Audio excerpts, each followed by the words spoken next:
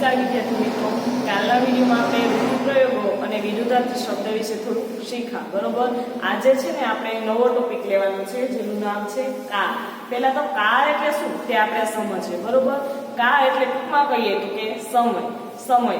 આપણે કોઈ પણ ક્રિયા છે અથવા તો કામ છે, બરોબર, તે કામ કોઈ પણ થઈ ગયું છે અથવા તો થઈ રહ્યું છે અથવા તો થાશે, બરોબર, એની સમજણ આપતું આપણે જે મુદ્દો છે એને શું કહેવામાં આવે છે?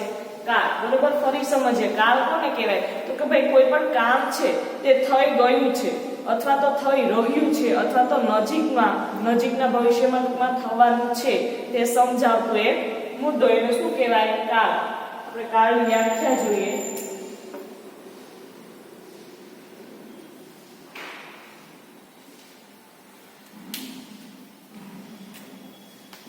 કે ભાઈ કોઈ પણ ક્રિયા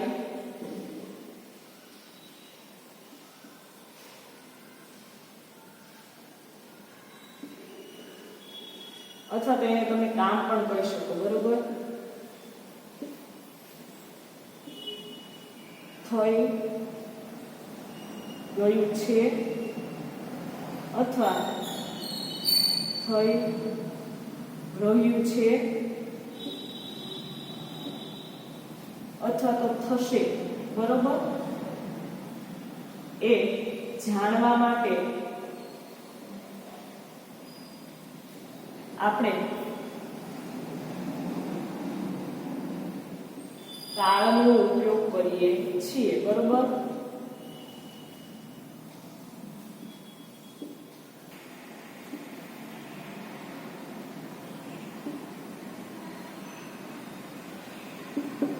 બરોબર.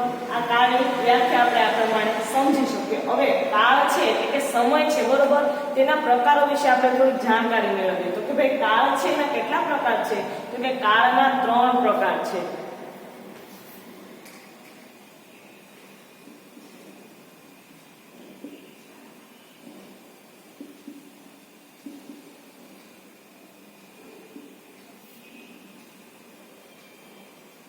એમાં પહેલો પ્રકાર છે વર્તમાન કાળ. બરોબર. કાળના 3 પ્રકાર છે. એમાં પહેલો પ્રકાર છે વર્તમાન કાળ. તો આપણે પહેલા વર્તમાન કાળ કોને કહેવાય એના વિશે થોડી સમજ મેળવીએ. વર્તમાન કાળ એટલે કે ભાઈ આપણે કોઈ પણ ક્રિયા અથવા તો કામ અત્યારે હાલમાં ચાલુ જ છે, બરોબર, એ દર્શાવે એને વર્તમાન કાળ કહેવામાં આવે છે. દાખલા તરીકે અત્યારે ભાઈ હું તમને આ વિડીયોમાં કાળ વિશે સમજાવી રહી છું, બરોબર, અને તમે છે એ ધ્યાનથી અભ્યાસ કરી રહ્યા છો. તો આ ક્રિયા છે એ કેવી છે? તો કે ભાઈ આ ક્રિયા છે એ ચાલુ છે, બરોબર. તો આને કઈ ક્રિયા કહેવામાં આવે? તો કે ભાઈ વર્તમાન કાળની ક્રિયા કહેવામાં આવે છે. બરોબર. એના પછી બીજો પ્રકાર છે ભૂતકાળ. તો ભૂતકાળ કોને કહેવામાં આવે છે? તો કે ભાઈ આપણે કોઈ પણ ક્રિયા અથવા તો કામ નજીકના સમયમાં પૂરી થઈ ગઈ છે, બરોબર, કોઈ પણ કામ છે તે પૂરું થઈ ગયું છે. આના પહેલાના લેક્ચરમાં આપણે રૂઢિપ્રયોગો અને વિરુદ્ધાર્થી શબ્દ વિશે શીખી ગયા છે, બરોબર. તો આ કાળ છે એને ભૂતકાળ કહેવામાં આવે છે. તો વર્તમાન કાળ અને ભૂતકાળ. હવે ત્રીજો પ્રકાર વિશે આપણે સમજીએ. તો ત્રીજો પ્રકાર છે તે છે ભવિષ્યકાળ.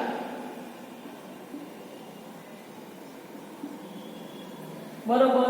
ભવિષ્યકાળ, વર્તમાન કાળ, ભૂતકાળ અને ભવિષ્યકાળ. તો ભવિષ્યકાળમાં કઈ ક્રિયા દર્શાવવામાં આવે? તો કે ભાઈ જે ટૂંક સમયમાં હજી થવાની છે, જે ક્રિયા થઈ નથી પરંતુ ટૂંક સમયમાં હજી તે ક્રિયા થવાની બાકી છે તેને ભવિષ્યકાળ કહેવામાં આવે છે. દાખલા તરીકે અત્યારે હું તમને કાળ વિશે સમજાવી રહી છું, બરોબર. આપણે કાળ વિશે સમજી અને પછી કાળ વિશે હું તમને થોડાક ઉદાહરણ સમજાવીશ અથવા તો થોડુંક અભ્યાસ હું તમને આપીશ, બરોબર, જે તમે તમારી રીતે ઘરે તૈયાર કરશો. એ ક્રિયા હજી થવાની બાકી છે તો તે કઈ કાળમાં આવે? તો કે ભાઈ ભવિષ્યકાળમાં આવે. બરોબર. તો કાળના છે તે 3 પ્રકારો છે. પહેલો પ્રકાર છે તે વર્તમાન કાળ, બીજો પ્રકાર છે તે ભૂતકાળ અને ત્રીજો પ્રકાર છે તે ભવિષ્યકાળ. બરોબર. હવે આપણે પાછું થોડું વધારે પડતું સમજીએ. હવે આપણે કાળના પ્રકારો વિશે થોડી સમજણ મેળવી, બરોબર. હવે વધારે ઉદાહરણ દ્વારા આપણે કાળના પ્રકારો વિશે ફરી સમજણ મેળવીએ. તો કે ભાઈ કાળનો પહેલો પ્રકાર કયો છે? તો કે ભાઈ વર્તમાન કાળ.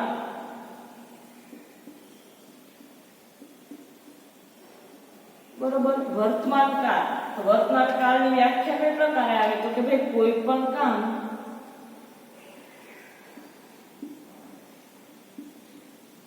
ચાલુ છે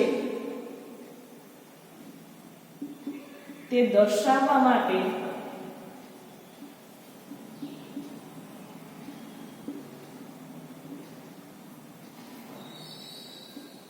વર્તમાન કાળનો ઉપયોગ થાય છે.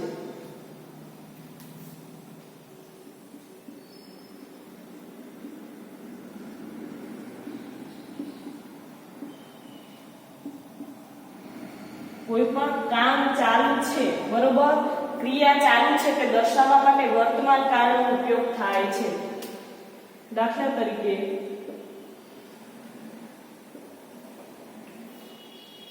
ઉદાહરણ આપણે લઈએ કે લોકો ભગવાનને પ્રાર્થના કરી રહ્યા છે. બરોબર, લોકો છે તે ભગવાનને પ્રાર્થના કરી રહ્યા છે. જે ક્રિયા છે તે અત્યારે હાલમાં ચાલુ છે, બરોબર, તો એને કયા કાળ તરીકે ઓળખવામાં આવે તો કે વર્તમાન કાળ તરીકે. બરોબર. હવે આપણે એનો બીજો પ્રકાર લઈએ જે છે ભૂતકાળ.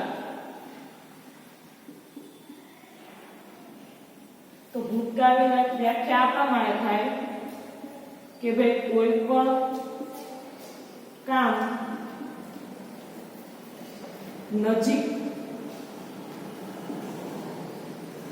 ના સમયમાં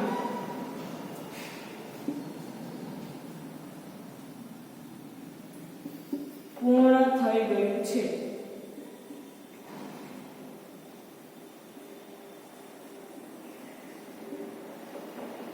તે દર્શાવવા માટે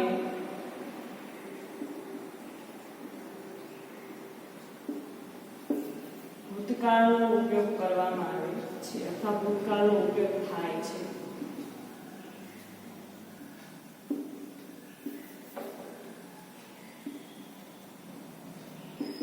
કોઈ પણ કામ પૂર્ણ થઈ ગયું છે, બરોબર, કોઈ પણ ક્રિયા છે તે પૂરી થઈ ગઈ છે. ઉદાહરણ દ્વારા આપણે સમજીએ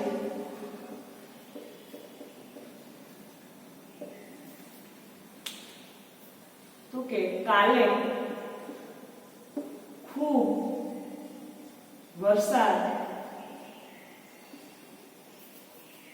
વરસ્યો હતો.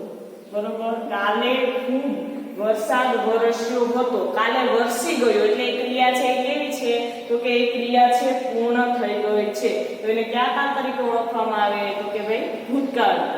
હવે આપણે કાળના ત્રીજા પ્રકાર વિશે એટલે કે ભવિષ્યકાળ વિશે સમજીએ.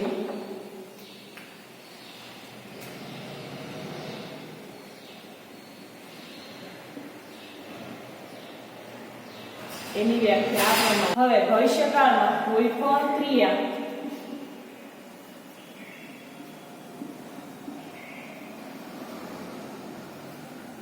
થવાની બાકી છે અને થશે તે દર્શાવવા માટે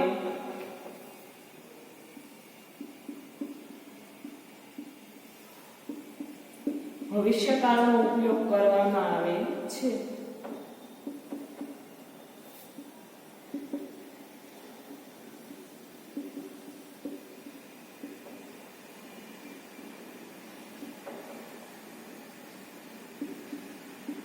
બરોબર, કોઈ પણ ક્રિયા હજુ બાકી છે પણ થવાની છે એ દર્શાવવા માટે ભવિષ્યકાળનો ઉપયોગ કરવામાં આવે છે. આપણે ઉદાહરણ જોઈએ. દાખલા તરીકે હું કાલે મારા મામાના ઘરે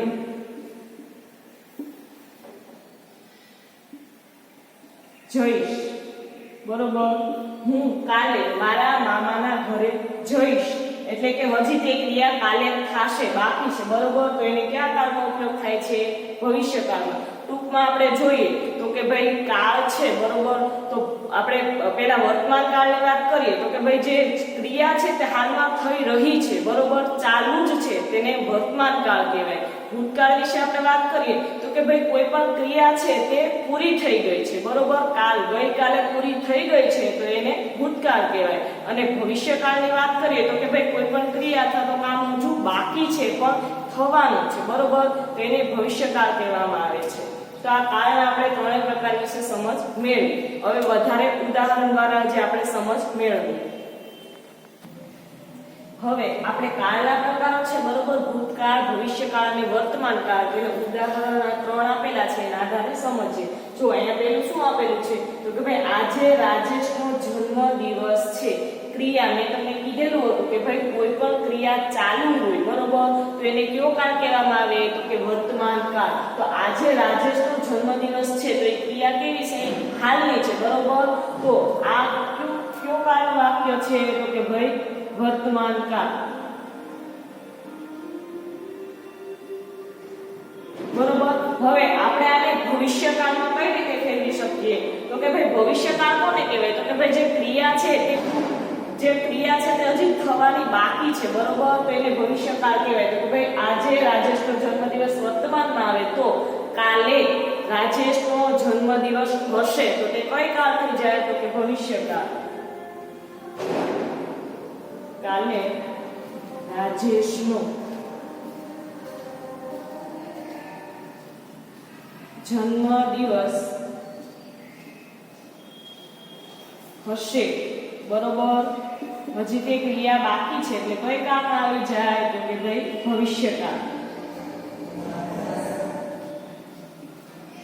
હવે આપણે આ વાક્ય છે, બરોબર, તેને ભૂતકાળમાં ફેરવીએ તો ભૂતકાળ કોને કહેવાય તો કે ભાઈ કોઈ પણ ક્રિયા થઈ ગઈ છે, બરોબર, તેને ભૂતકાળ કહેવામાં આવે. તો કાલે રાજેશનો જન્મદિવસ હતો, બરોબર, તો એ કઈ કાળમાં આવી જાય તો કે ભૂતકાળમાં. કાલે રાજેશનો જન્મદિવસ હતો.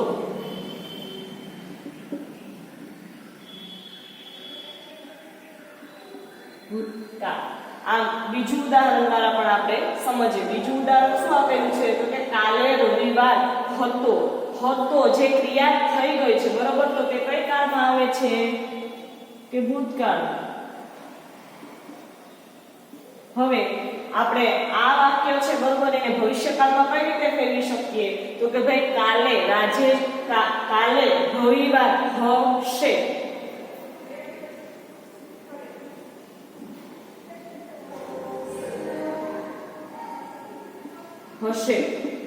ભવિષ્યમાં હશે, બરોબર, તો તે કઈ કાળ થાય તો કે ભવિષ્યકાળ.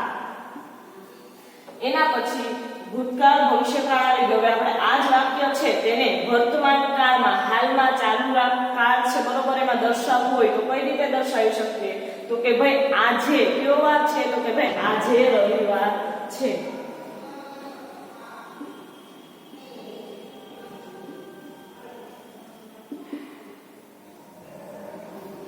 કે ભાઈ વર્તમાન કાળ, બરોબર. એના પછી એક ઉદાહરણ છે તો એ પણ આપણે સમજીએ તો કે ભાઈ રમેશ કાલે તેના મામાના ઘરે જશે. ક્રિયા છે તે હજી થવાની બાકી છે પણ થશે, બરોબર, તો તે કઈ કાળમાં ઉપયોગમાં આવે ભવિષ્યકાળ.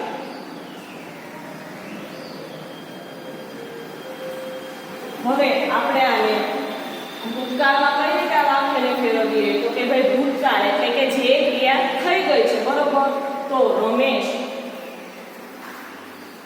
કાલે તેના મામાના ઘરે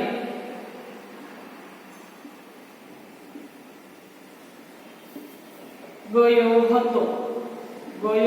એટલે તે ક્રિયા પૂરી થઈ ગઈ છે એટલે આ કયું વાક્ય છે તો કે ભૂતકાળ. એના પછી ભવિષ્યકાળ, ભૂતકાળ. હવે આપણે આ જ વાક્ય છે એને વર્તમાન કાળમાં કઈ રીતે લખી શકીએ. હવે આપણે ભવિષ્યકાળ અને ભૂતકાળમાં જોઈ ગયા, બરોબર. હવે વર્તમાન કાળમાં આ વાક્યને કઈ રીતે ફેરવાય તો કે ભાઈ વર્તમાન કાળ એટલે કે તે ક્રિયા હજી ચાલુ છે તો કઈ રીતે તો કે ભાઈ રમેશ તેના મામાના ઘરે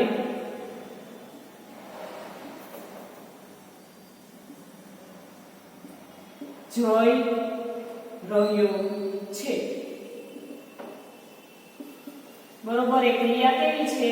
ચાલુ છે. તો એને કયા કાળમાં ઉપયોગ થાય? તો કે ભાઈ વર્તમાન કાળ.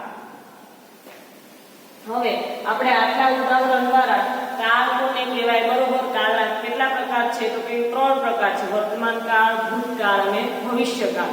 વર્તમાન કાળ કોને કહેવાય? તો કે કોઈ પણ ક્રિયા અત્યારે હાલમાં ચાલુ છે, બરોબર, એને વર્તમાન કાળ કહેવાય.